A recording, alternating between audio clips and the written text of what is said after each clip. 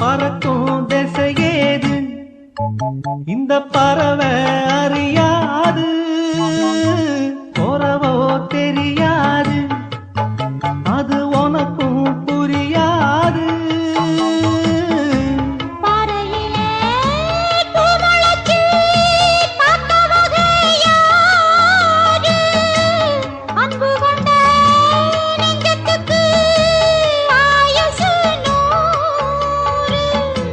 காலம் வரும்